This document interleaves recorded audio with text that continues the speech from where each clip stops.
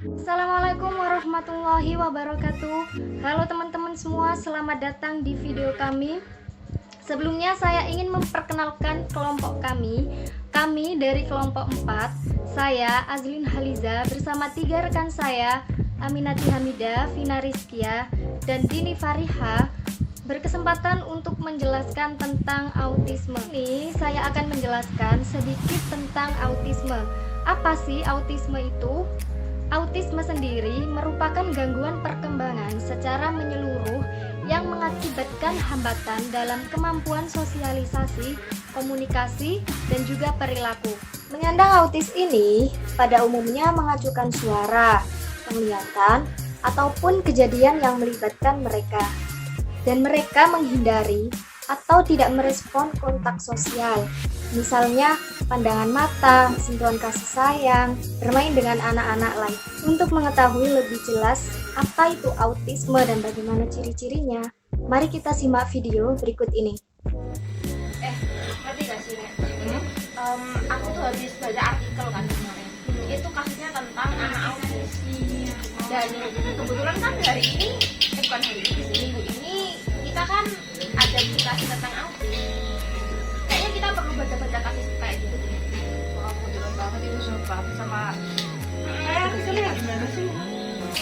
Kalau setahuku sih kayak autis itu geraknya berlebihan gitu. Terus dia nggak terlalu suka bersosialisasi. Kamu introvert loh. Jangan kamu autis. Kok bisa sih? Kok tahu tidak boleh kita diagnosa duluan kan? Iya, orang cuma bercandaan. Boleh dong. Bahas apa nih? Kok serius banget? Ini kita lagi ada tugas autis. Mata Boleh kuliah. ikut itu nggak? Kayaknya seru sih. Iya. Boleh. Kamu autis nggak? Iya apa-apa lah bercanda. Dia autis kayaknya. Cuma interest aja sih, kayak mana kau sih. Nanti nggak bisa saya jadikan autis. Nah, emang gini. Mas Bayar tujuan. gimana kan? Bahasa apa sih? Tentang autis. Autis. Heeh. Kayaknya kan pernah di kuliah oleh mata kuliah itu. Yang dimaksud autis itu apa? Aku kayak mau lari Cina. Api iki judulnya tekan UN. Oke. Oh iya, ini ayo.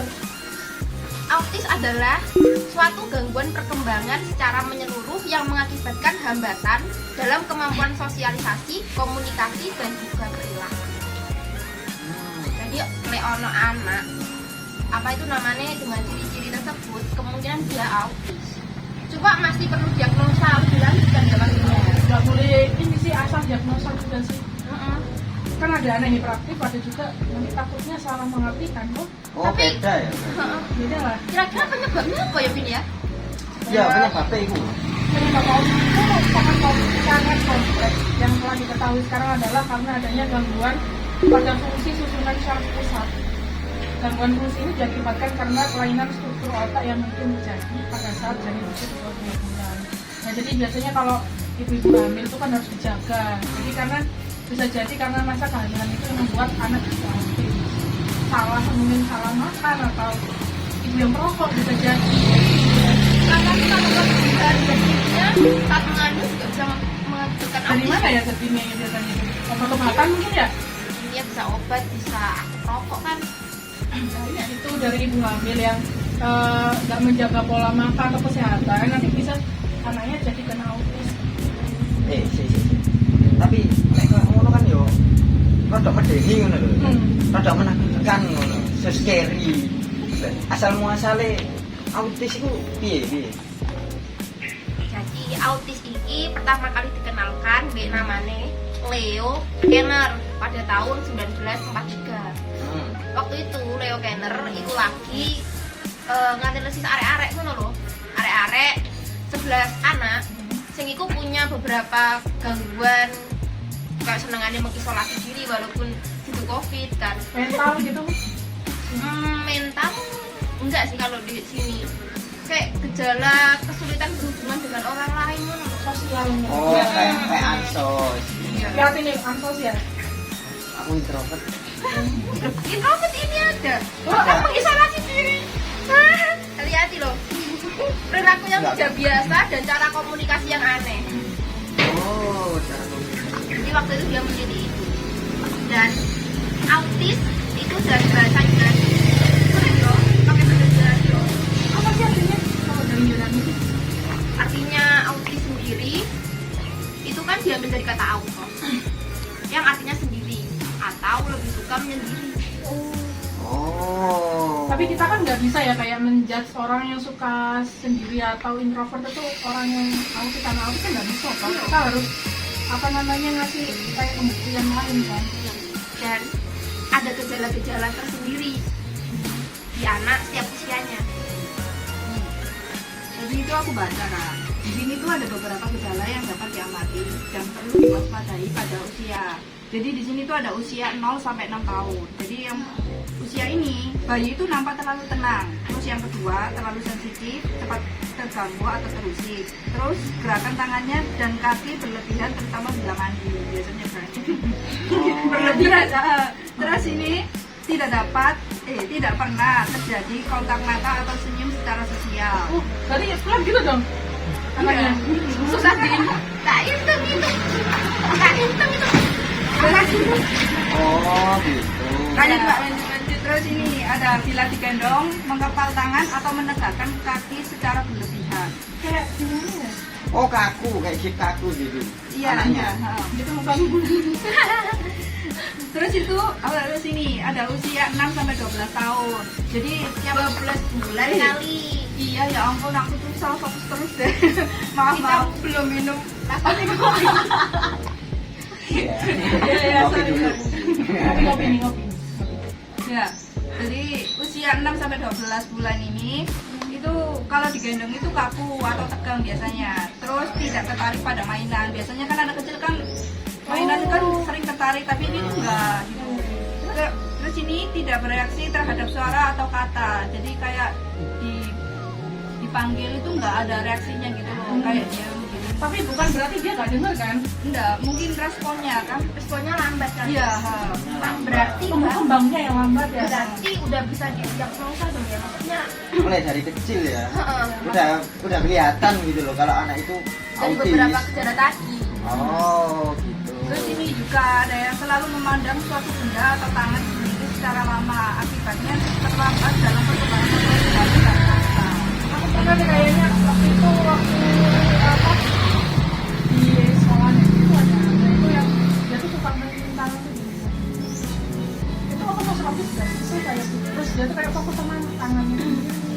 Ya mungkin Selama beberapa lama dan maksudnya nggak cuma semenit atau berapa detik. Jadi lama selama berjam. Mungkin. Itu kadang tuh Katanya kan ada mainan yang khusus buat autis yang malah ngehits kemarin itu loh, yang bisa muter-muter.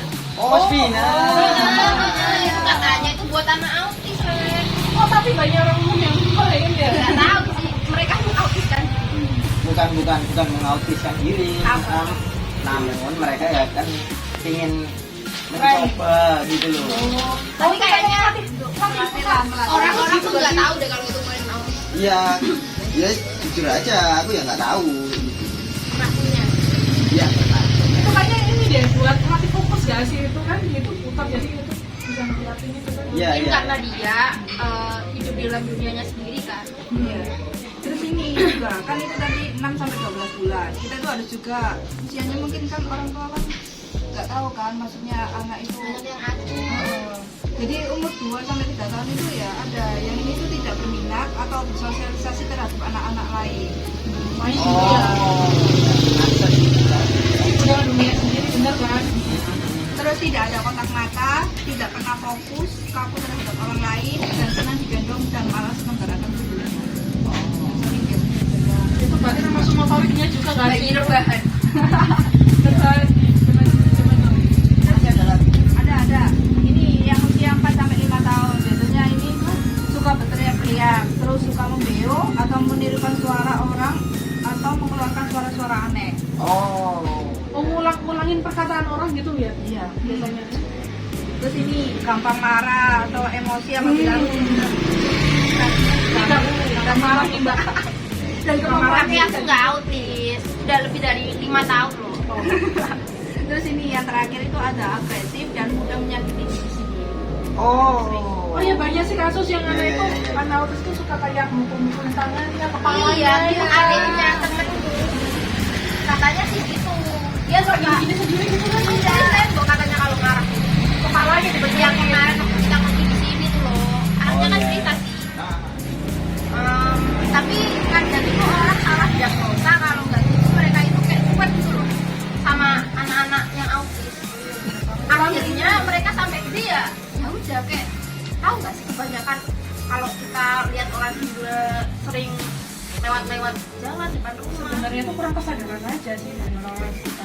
Ya aku kita akun diagnosa yang bener tuh kayak gimana? Oh iya, biar aku jelasin.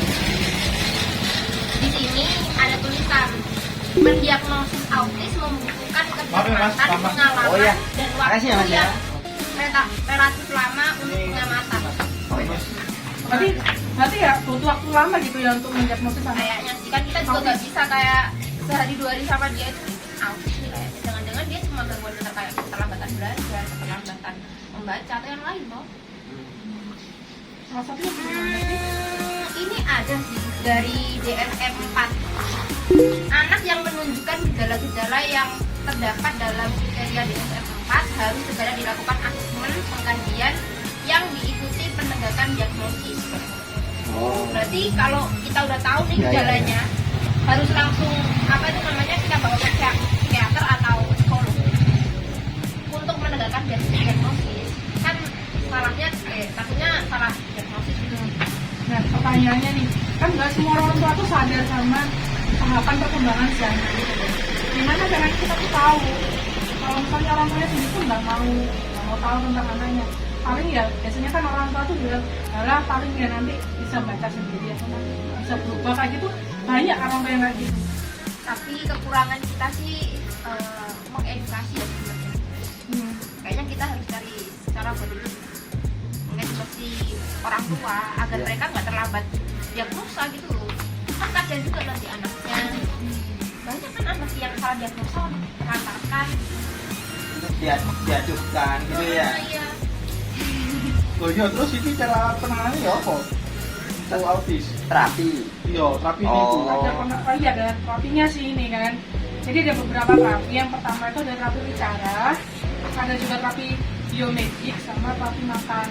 Kalau terapi bicara itu terapi membantu anak melancarkan otot-otot mulut. Kan tadi sempat bingung kan kalau anak itu nggak bicara. Kan banyak diam gitu kan. Itu bisa di terapi bicara. Terus yang terapi biomedik itu penanganan biomedis melalui perbaikan kondisi tubuh agar terlepas dari faktor-faktor yang merusak. Misalnya keracunan logam berat. Seperti tadi kan ibu yang mengandung itu juga apa kayak yang tadi kimia kayak gitu. Oh iya, Tapi mengenai ini otot-otot. Itu bisa jadi terapi biomedik dari menghilangkan racun-racun dan kimia itu kan. Nah, Oke. terapi Ini karena makan pencemaran juga. Kayak itu ya, Bang, dari Hiroshima itu. Ah ya. ya, bisa ya Iya itu. kan? Bisa. Ya itu kan. Enggak, pencemaran Banyak. ikan laut kan juga bisa. Ya, Oh, ada di salah satu benar-benar. Jepang ada juga itu. Benar. Bukan di Jepang lagi mas, sekarang di Indonesia pun banyak pencemaran.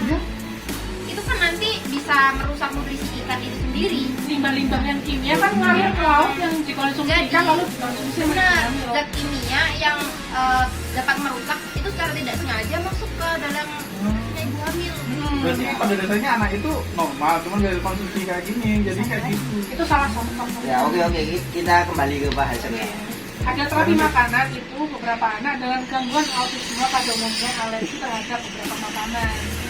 Pengalaman dan perhatian orang tua dalam menyiapkan agar mengatur menu makanan serta mengamati gejala yang timbul akibat makanan tertentu.